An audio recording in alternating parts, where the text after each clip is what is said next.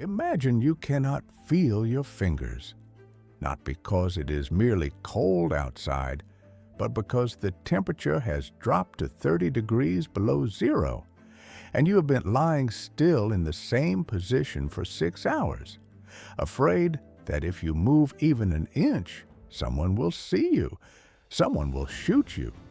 Around you, there is almost nothing left. The building you are sheltering in was once a school. Now, it is a skeleton.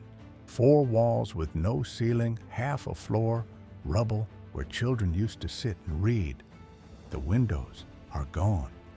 In their place, there is wind, a constant cutting Siberian wind that moves through the ruins as if the ruins themselves are breathing.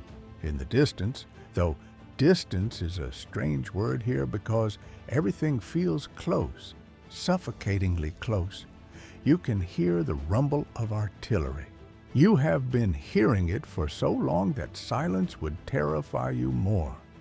The sound of war has become the sound of being alive. When the guns go quiet, it usually means something is about to get much worse. You are hungry. You have been hungry for weeks. The last thing you ate that could genuinely be called food was 3 days ago. And you try not to think about it because thinking about food makes the hunger worse. And the hunger is already bad enough to distort your thinking, to make you see things, to make the simplest decisions feel impossible. You do not know what day it is? You have lost count. You know it is winter. The winter of 1942 and 1943, a Russian winter that feels like punishment, like the earth itself has decided to participate in the killing. You know you're in a city called Stalingrad. You know there are men who want you dead on the other side of that wall, and you want them dead too. And in between you and them, there are perhaps 30 meters of broken concrete and frozen dirt and the bodies of men who ran out of luck before you did. This is Stalingrad, not the Stalingrad of textbooks, not the battle with arrows on maps and strategic footnotes. This is the Stalingrad of the men who were there, the ones who lived, the ones who didn't, and the ones who survived only in body, leaving some other part of themselves behind in the rubble forever. This is the story of the deadliest battle in the history of human warfare. Part 1. The city and its meaning. To understand why Stalingrad happened, you first have to understand what the war looked like in the summer of 1942. Germany had invaded the Soviet Union in June of 1941 in an operation called Barbarossa, the largest military invasion in history. In the opening months, the German advance was staggering. Hundreds of thousands of Soviet soldiers were captured or killed. Entire army groups collapsed. The city of Kiev fell. Leningrad was surrounded and put under siege. By the autumn of 1941, German forces stood within sight of Moscow. But Moscow did not fall. The Soviet Union did not collapse as Hitler had predicted. Instead, the winter of 1941 brought German forces to a grinding halt. And the spring of 1942 brought a Soviet counterattack that pushed them back. The war in the East had transformed from a blitzkrieg into something slower, deeper, and far more brutal. By the spring of 1942, Hitler was faced with a strategic choice. His generals debated priorities. Some argued for a renewed push on Moscow. Others saw opportunity in the south, in the vast territories beyond the Don River. Hitler chose the south. The plan was called Case Blue, Fall Blau. The objective was to seize the oil fields of the Caucasus region, which Germany desperately needed to fuel its war machine. Without that oil, the panzers would stop. The aircraft would be grounded. The war would eventually die of thirst.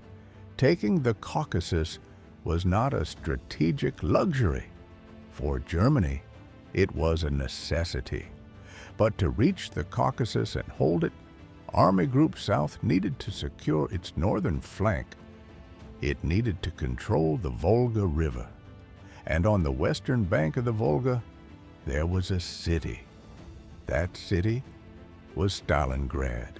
The Volga is not just a river, it is the longest river in Europe. And in 1942, it was an artery. It carried supplies, reinforcements, fuel, and ammunition. It connected the industrial heartland of Russia to the south. Control the Volga, and you controlled the flow of Soviet war-making capacity. Cutting the Volga at Stalingrad would be like cutting a spine. But there was something else about Stalingrad that made it special, something that went beyond geography. The city bore the name of the Soviet leader himself, Joseph Stalin. It had been named in his honor in 1925, when he was still consolidating power. By 1942, his name was everywhere, in propaganda posters, in speeches, in the chants of soldiers going into battle. Stalin was not merely a politician, he was a symbol, a near mythological figure around whom the Soviet war effort had been organized. Losing a city named after Stalin, losing it to the Germans, losing it on the Volga, would be a psychological catastrophe. Not just militarily, symbolically. It would tell the Soviet people and the world that the system had failed, that the man the city was named after could not protect it.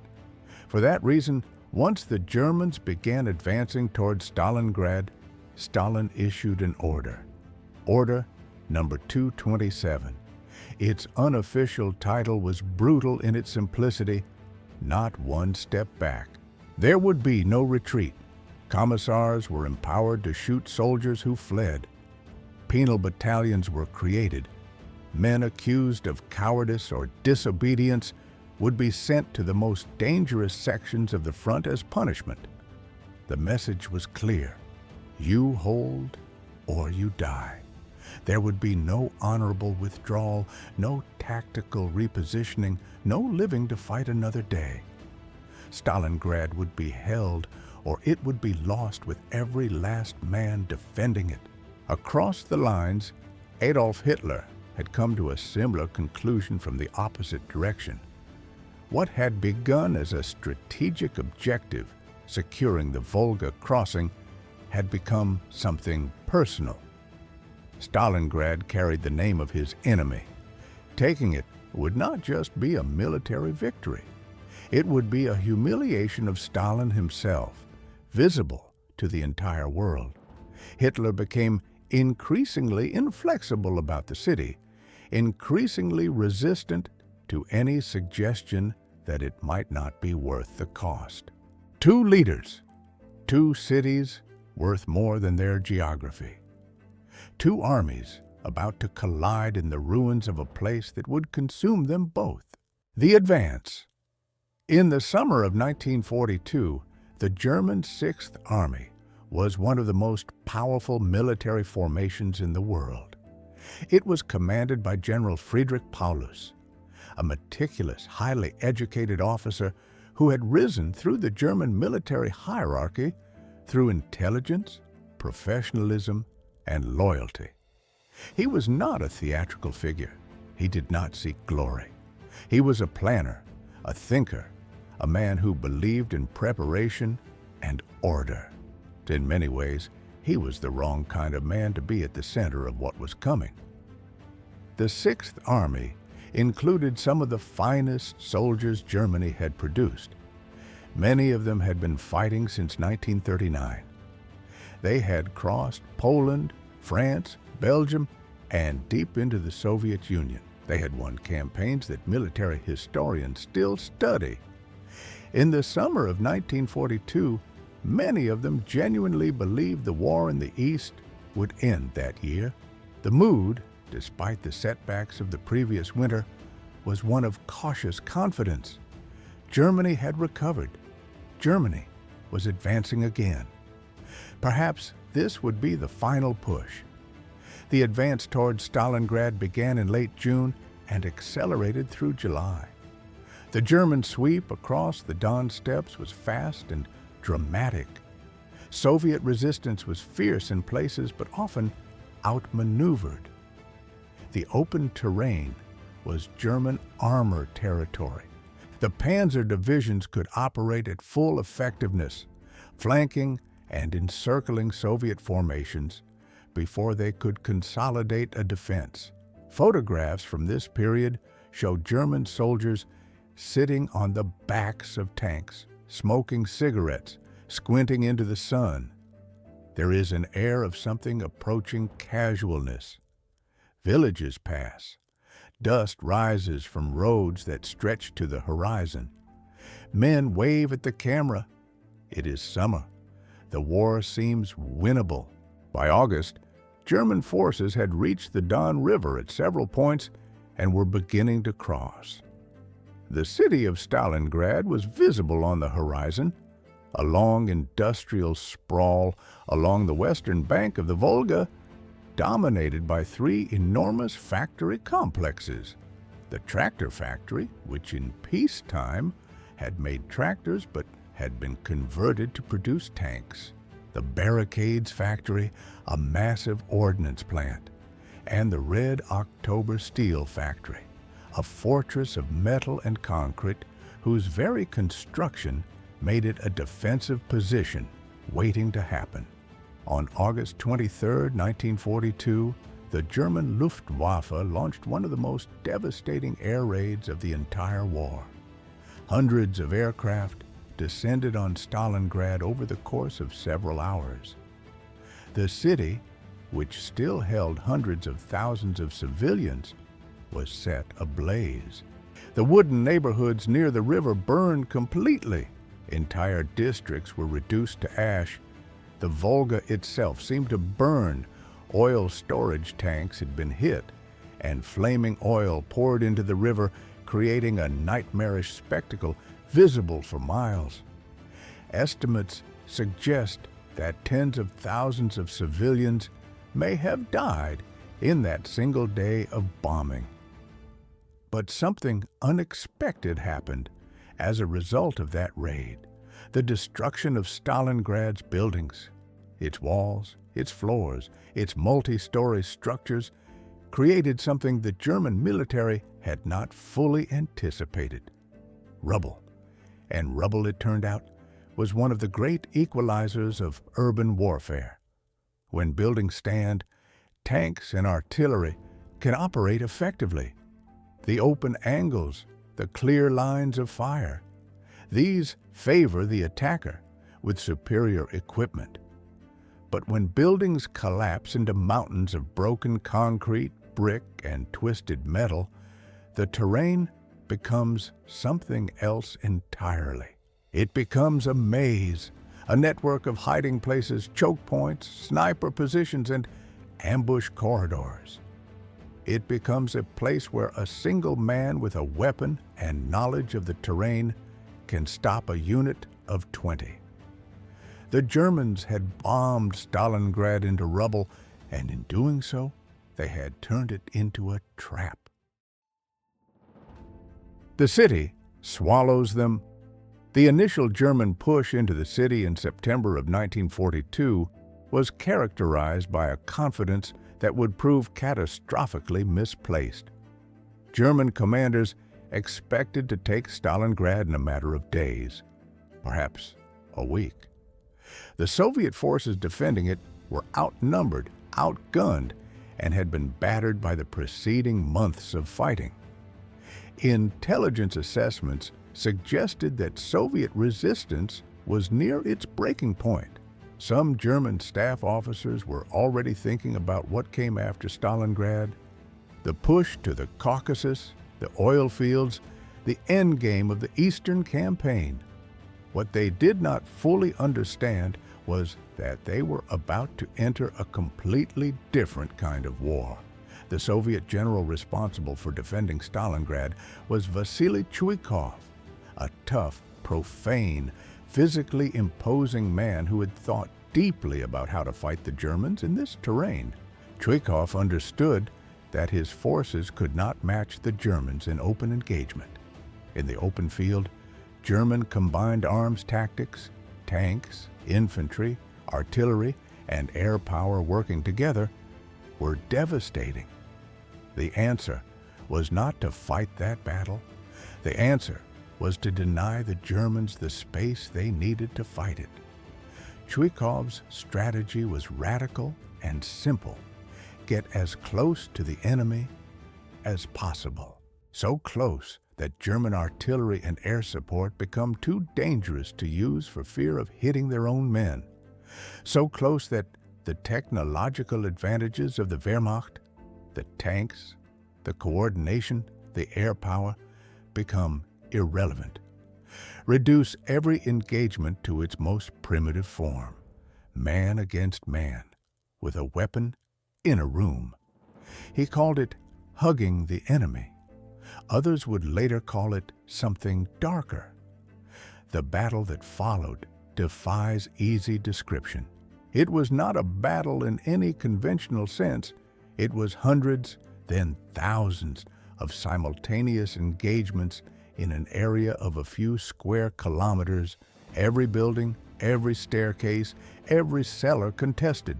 A factory floor became a front line, a water tower became a sniper's eyrie. A grain elevator became a fortress held for weeks by a handful of men. Time collapsed. Distances that seemed trivial on a map, the distance between two floors of the same building, the width of a street, the gap between two piles of rubble, became the distance between living and dying. Soldiers on both sides reported that after a few days in Stalingrad, their world shrank to the immediate. The next room, the next second, nothing else existed. The German military term for this kind of fighting was Rattenkrieg, the War of Rats. They did not mean it as a compliment. It was an acknowledgement of disgust and disorientation. This was not the clean, decisive war of movement they had trained for and believed in. This was something subterranean, exhausting, and psychologically corrosive. The famous Pavlov's house stands as a symbol of what this fighting looked like in practice. A single apartment building near the city's center, defended by a small group of Soviet soldiers under Sergeant Yakov Pavlov, held for nearly 2 months against repeated German attempts to take it. The building became a fortified position, its walls reinforced, its windows turned into firing positions, mines laid around its perimeter. German forces suffered heavy casualties trying to capture it again and again. It did not fall. And while Pavlov's house is remembered because it has a name, there were dozens of similar positions across Stalingrad. Buildings defended to the last man. Cellars fought over until no one was sure who held them. Stairwells where the front line moved up and down by floor, sometimes changing hands in the course of a single hour. In this environment, individuals emerged whose personal stories became part of the battle's mythology, not because they were exceptional in their humanity, but because they were exceptional in their capacity for survival and adaptation. Vasily Zaitsev is the most famous of them. A young man from the Ural Mountains, Zaitsev had grown up hunting in the taiga, developing patience, precision, and an almost preternatural ability to remain motionless for hours. In Stalingrad, these skills translated into a different kind of hunting. As a Soviet sniper, Zaitsev operated across the rubble field of the city, picking off German officers and soldiers with a methodical precision that terrified the men he hunted. His confirmed kill count ran into the hundreds. But beyond the numbers, what Zaitsev represented was something the Soviet command understood instinctively: a story, a face, a name that could be printed in newspapers and put in front of soldiers who needed to believe that the individual mattered, that one person could make a difference in a battle that often felt like pure, anonymous slaughter. The Germans, for their part, understood the propaganda value of eliminating him and allegedly sent their own master sniper, the identity and details of whom remain disputed by historians, to hunt Zaitsev in turn. Whether the dramatic duel that followed was entirely as described in Soviet accounts remains debated. But the fact that such a story was told and believed tells us something important about what Stalingrad did to the people fighting it. In a battle of millions, the individual needed to matter, but for every story that has a name, there were 10,000 that don't.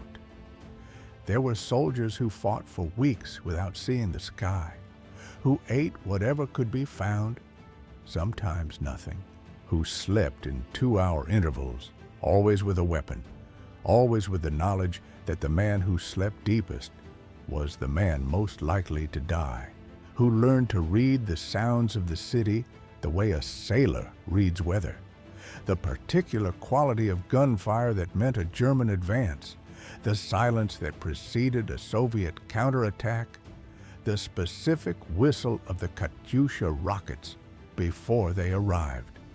The Katyusha.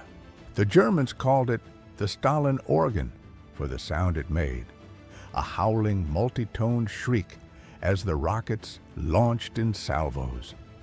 Both sides feared artillery, but the Katyusha acquired a particular reputation. It did not arrive surgically. It arrived as an event, a transformation of a section of ground from something solid into something temporarily composed of fire and fragment. To be in a building struck by a sustained artillery barrage is to understand the body's most primitive instincts. Every soldier who survived Stalingrad and left an account described the same thing: the helplessness of it. You could not fight the artillery. You could only press yourself into the smallest possible space and wait for it to stop and hope that when it stopped, you were still a person and not a body. The physical toll was immense. The psychological toll may have been greater. What the cold did to them, October arrived, and with it, the first signs of the Russian winter. The soldiers on both sides had been fighting for weeks by then. Many of the German troops had expected the campaign to be over by autumn. This was the optimistic schedule, the one that did not quite accommodate the reality of Stalingrad's resistance. Some had come without adequate winter clothing. Supplies were stretched across hundreds of kilometers of open steppe, vulnerable to Soviet raids and simply to the enormous logistical challenge of moving material through that terrain. The cold came gradually at first, and then it didn't.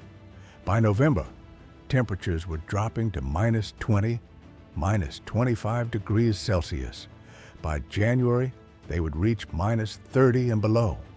In such temperatures, machinery malfunctions, engine oil freezes, weapons jam, wounds that might heal in temperate conditions become infected, gangrenous, lethal. For the men without adequate clothing, and many German soldiers found themselves in this position because the supply system had not anticipated a winter campaign of this duration, the cold became another enemy, an enemy that worked constantly, day and night, that could not be shot or outmaneuvered, that did not take breaks. Frostbite was endemic. Soldiers lost fingers, toes, ears. Men who had been fighters of exceptional capacity became slowly, physically diminished. Their coordination impaired, their thinking slowed, their bodies burning enormous caloric energy just to maintain consciousness in the cold. And the food to replace those calories was not arriving. The German supply lines to Stalingrad ran through territory that the Soviet Air Force increasingly contested. The further from the front, the more dangerous the roads became. Closer to the city, Soviet artillery made surface movement a gamble. Supplies arrived intermittently, in quantities that fell well short of what the men needed. On the Soviet side, conditions were not significantly better in terms of raw physical hardship. The Soviets had better winter equipment. The Russian military had learned from centuries of fighting in this climate, but they too suffered from the cold, from hunger, from exhaustion. The difference was that the Soviets had the Volga. The river crossing was nightmarish. German artillery had the river in range, and crossing it meant running a gauntlet under fire, often at night, in boats that were frequently sunk or damaged. Soldiers swam for their lives in water that was close to freezing. Supplies were lost. Reinforcements arrived soaked and half dead before they ever reached the front. When the river froze, it became marginally safer, but not much. Crossing the ice in daylight under German observation meant presenting yourself as a target on a flat white surface with nowhere to hide. And yet the crossing continued, night after night.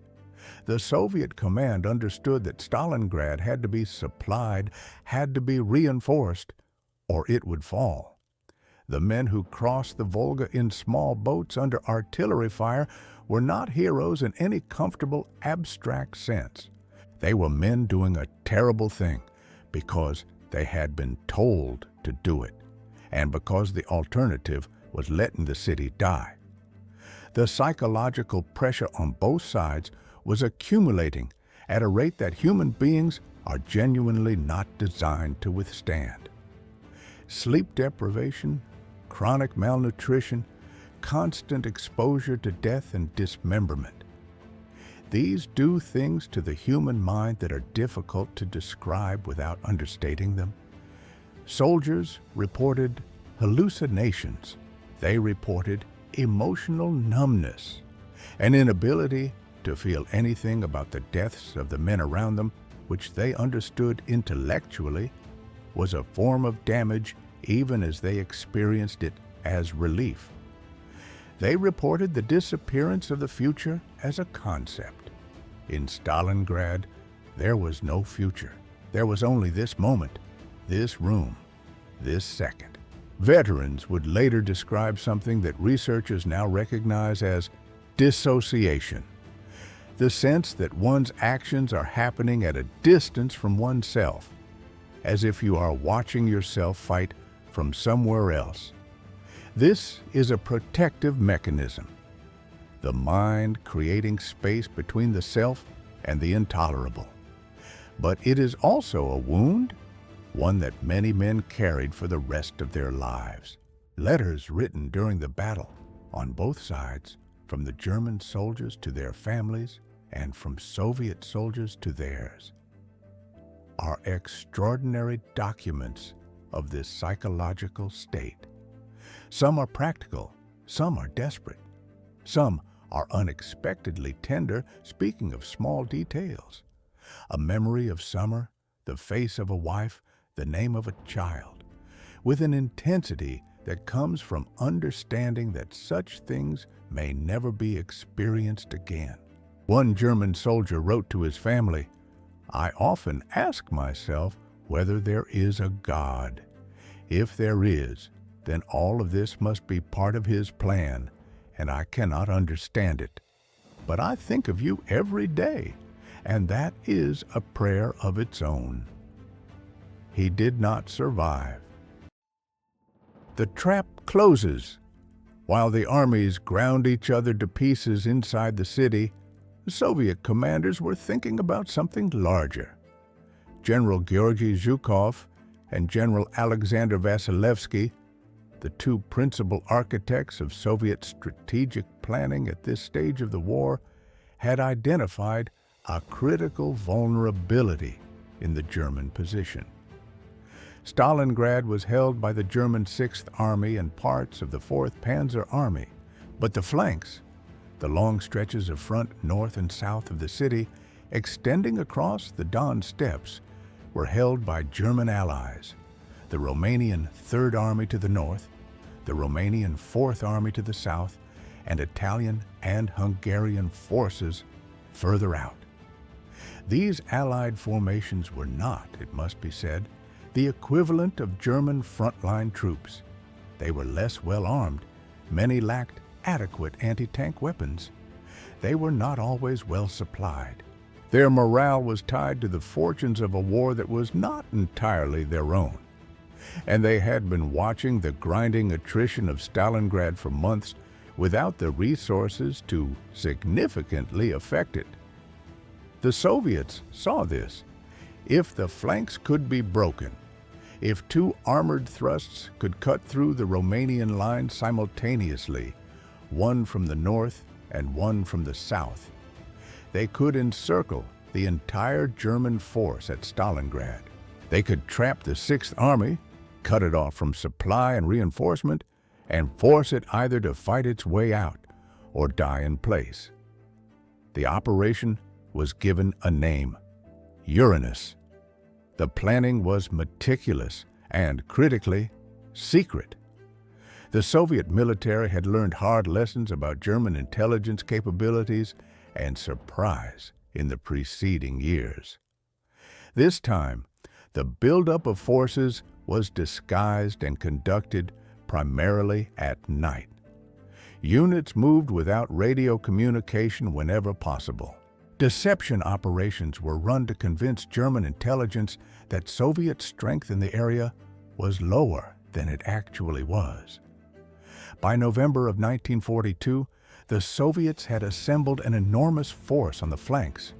Over 1 million soldiers, thousands of tanks, thousands of artillery pieces. The Germans, focused on the brutal inch-by-inch fighting in the city, had not fully registered what was building around them. On November 19, 1942, at 5 in the morning, the guns opened. The Soviet artillery barrage that preceded Operation Uranus lasted 80 minutes. It fell on the Romanian positions with a weight that those positions simply could not absorb. The guns numbered in the thousands. Across tens of kilometers of front, the frozen steppe erupted, and when the barrage lifted, the tanks came. The Romanian 3rd Army broke, not through any failure of individual courage. There were Romanian soldiers who fought with extraordinary determination, but because an infantry force without adequate anti-tank weapons, confronted by hundreds of T-34 tanks moving at speed across open ground, cannot hold. The mathematics of it were brutal and simple. 2 days later, on November 20th, the southern jaw of the encirclement closed. The Soviet forces from the north and south linked up at the town of Kalach-on-Don on November 23rd. The trap had closed. Inside the encirclement, what would come to be called the Kessel, the cauldron, were approximately 330,000 German and Axis troops, the 6th Army. The force that had been fighting its way through Stalingrad street by street, factory by factory, room by room, was now surrounded. The moment Paulus realized the full scope of what had happened, he faced the most consequential decision of the campaign: break out now, while the encirclement was still thin and the Soviet forces were still organizing, or hold the position and await relief. His instinct, and the instinct of many of his officers, was to break out immediately. The window was narrow, but it was there. The Soviet encirclement in its first days was not yet the iron ring it would become. A determined armored thrust westward, abandoning Stalingrad and the objectives that had consumed so many lives, might have saved most of the Sixth Army. But Hitler said no. Hitler declared Stalingrad a fortress. He told Paulus to hold. He promised that supply would be maintained by air, that the Luftwaffe would fly in enough food, ammunition, and fuel to sustain the army until a relief force could reach them. Reichsmarshal Hermann Göring, the head of the Luftwaffe, backed this promise, telling Hitler that the airlift was feasible. It was not feasible. It was never feasible. The Sixth Army required at minimum 500 tons of supplies per day to maintain combat effectiveness. The Luftwaffe, given the distances involved, the weather conditions, and the Soviet air defense, managed an average of approximately 100 tons per day across the entire airlift operation. On many days, it was far less. On some days, nothing arrived at all. The men inside the Kessel began to starve. Inside the cauldron. December came, and the men trapped in the Kessel understood their situation with increasing clarity. The relief operation, Operation Winterstorm, led by Field Marshal Erich von Manstein, had launched in early December. German panzer forces pushed northeast from the area of Kotelnikovo, trying to break through to the Sixth Army. For a brief period, it seemed possible. They came within 40 kilometers of the Kessel's southern perimeter, but the Soviet forces arrayed against them were formidable, and the relief effort was ultimately too weak. Manstein needed the Sixth Army to fight its way toward him, to mount a breakout that would meet the relief force halfway. Hitler would not authorize it, and without the Sixth Army moving toward them, the relief force could not reach them. By December 23rd, the relief attempt had been halted, then driven back, then abandoned. The Sixth Army was not going to be relieved. The men inside the Kessel would not be rescued. They were, in any military sense that mattered, finished. What followed across December, January, and into early February was a slow, terrible dying. The daily ration inside the Kessel dropped to something almost incomprehensible by the standards of any functioning military force. At the nadir of the situation, soldiers were receiving perhaps 200 calories per day, roughly 1/10 of what a sedentary person requires to maintain their body weight, and a fraction of what a soldier conducting active combat operations needs. Men who had entered the Kessel weighing 80 or 90 kilograms were losing kilogram after kilogram, watching themselves disappear. Horses were slaughtered and eaten. When the horses were gone, other things were eaten. Soldiers broke into apartments and searched for food with the desperation of people who understand that their bodies are consuming themselves. Cases of men collapsing from hunger while standing at their posts became routine. The cold pressed in from every direction. Fuel was critically short, and heating was nearly impossible. Soldiers slept in bundles, sharing body heat, and the ones on the outside of the bundle were the ones who froze. Frostbite moved through the Kessel like a secondary disease. The military hospitals, such as they were, filled with men who had lost limbs not to enemy fire, but to the cold. Surgeons operated without adequate anesthesia in dim light on men who had not eaten properly in weeks. And yet they were still soldiers, still organized in some recognizable form, still receiving orders and sometimes carrying them out. Friedrich Paulus remained in command, growing increasingly hollow as the weeks passed. He was a man of order and process in a situation that had destroyed the possibility of both. He sent messages to Hitler describing the situation in terms that became progressively more desperate.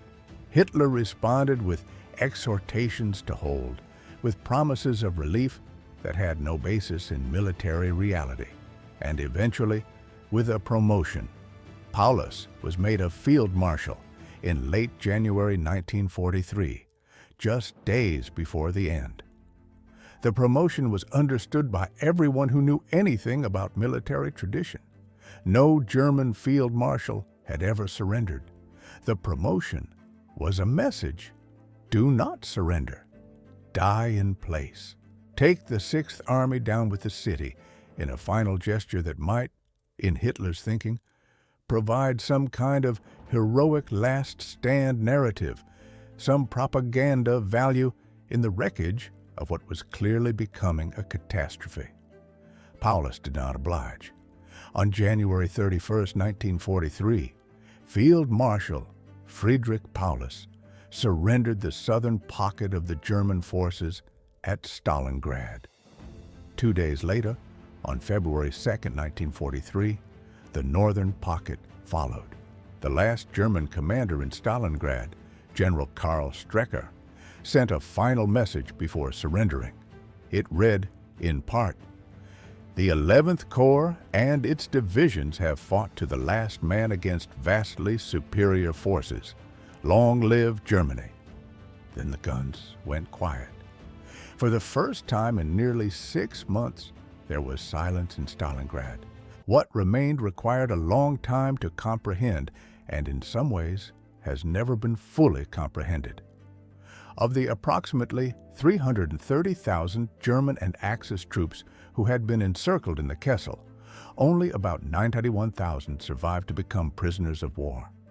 The rest had died in combat, from starvation, from cold, from disease. They had died in cellars and in makeshift hospitals and on the frozen steppe, trying to hold a perimeter that was shrinking every day. Some had died as soldiers, fighting. Others had died simply because the human body, subjected to enough deprivation and cold, stops working. Of the odd 1,000 who were taken prisoner, fewer than 6,000 would ever return to Germany.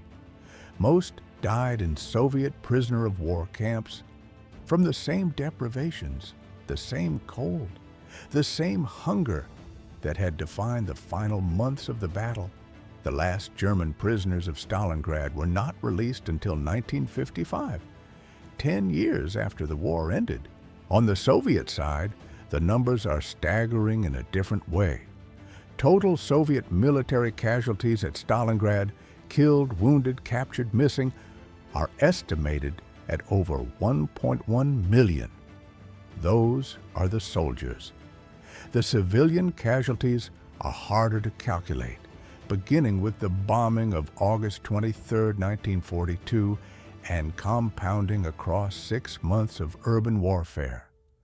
Estimates range widely, but the deaths numbered in the hundreds of thousands. Total casualties of the Battle of Stalingrad, all sides, military and civilian, across the full duration of the engagement, are generally estimated at between 1.7 and 2 million people. 2 million people. The number is so large that it becomes almost meaningless without effort. It is more than the entire population of many modern capital cities. It is a figure that strains the imagination's capacity to attach meaning to loss. You can say it and not feel it. You have to work at it. You have to think about what it means that 2 million people were killed or so severely wounded that their lives were fundamentally altered in a battle that lasted roughly 6 months, in and around a city on the western bank of the Volga River. For Germany, Stalingrad was more than a defeat. It was the moment when the war changed. Before Stalingrad, Germany had never suffered a major defeat on the Eastern Front. The Wehrmacht had retreated, had suffered setbacks, had endured the shock of the first Russian winter, but it had not been broken. After Stalingrad, the world could see that the German army could be not merely stopped, but encircled, starved, and forced to surrender. The myth of German military invincibility, a myth that had been critical to Germany's diplomatic position and to the morale of its population, had been shattered. The propaganda ministry under Goebbels worked furiously to manage the news. Radio broadcasts were interrupted. Official communication spoke of heroic sacrifice and Fortress Stalingrad. But the reality could not be hidden entirely. There were 91,000 prisoners, and their existence, visible, documented, broadcast by Soviet radio, was irrefutable evidence of what had happened. Hitler declared 3 days of national mourning. In the streets of German cities, people understood, even without being told everything, that something fundamental had changed. For the Soviet Union, Stalingrad was a transformation, not an easy one. The war had years and millions more deaths ahead of it, but a psychological and strategic turning point. The Soviet military had demonstrated that it could plan and execute a large-scale operation with real sophistication. Generals like Zhukov and Vasilevsky and Rokossovsky had shown they understood how to think at the operational level, how to deceive, how to mass force, how to time a blow for maximum effect. The men who had survived Stalingrad in the rubble, on the Volga crossing boats, in the cauldron, had proven something about what human beings can withstand. This is not a celebration. It is an observation that comes with a deep cost. The price of that proof was measured in frozen limbs and empty stomachs, and minds permanently altered by what they had seen and done. General Vasily Chuikov, who had commanded the 62nd Army inside the city for the entirety of the defense, emerged from Stalingrad as one of the most respected officers in the Soviet military. When he died decades later in 1982, he was buried, at his own request, on Mamayev Kurgan, the hill that had been the site of the bitterest fighting throughout the battle. He wanted to be among his soldiers. Mamayev Kurgan is today the site of the Motherland Calls Memorial, a massive statue of a woman, sword raised, visible from enormous distances, presiding over the city now called Volgograd. It is one of the largest statues in the world. It stands not in triumph exactly, but in witness, as if something that large is needed just to hold the weight of what happened below it. Conclusion. What Stalingrad means, it is tempting, looking back, to reach for grand conclusions. To say that Stalingrad was the turning point of the Second World War, the moment the tide turned and Germany's defeat became inevitable. Historians debate this. There are those who point to other battles, other moments, other turning points. But there is something true in the instinct. Stalingrad was where the German army lost its belief in its own invincibility. Stalingrad was where the Soviet military found out what it was capable of. And Stalingrad was where the world, looking at the ruins and the prisoner counts and the casualty figures, understood that this war was going to be long and terrible, and leave marks on the civilization that fought it that would not easily fade. But perhaps the most important thing about Stalingrad is not what it decided, or what it proved, or what it changed.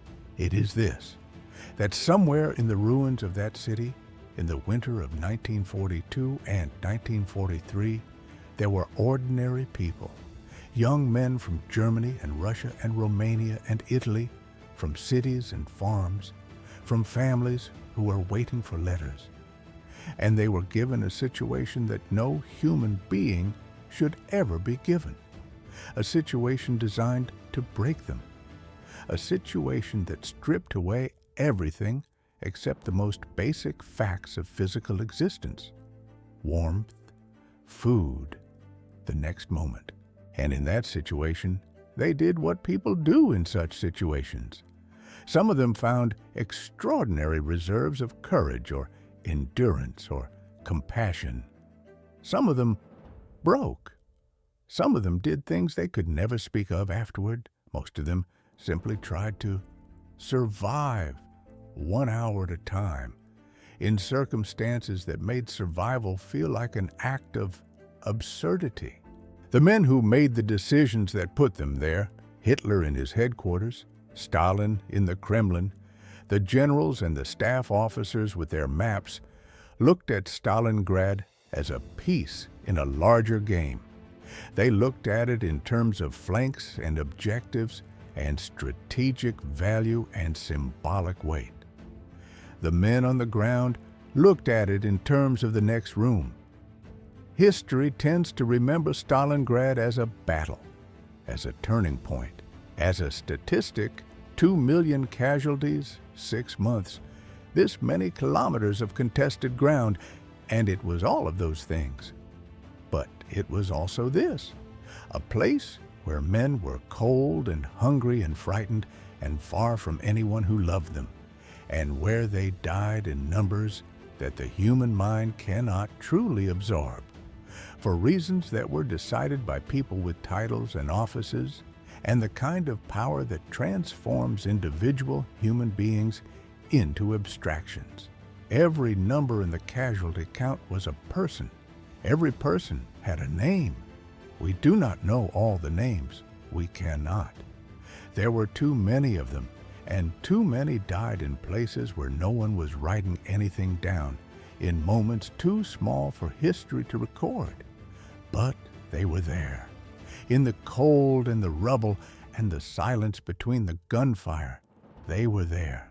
And that is what Stalingrad was: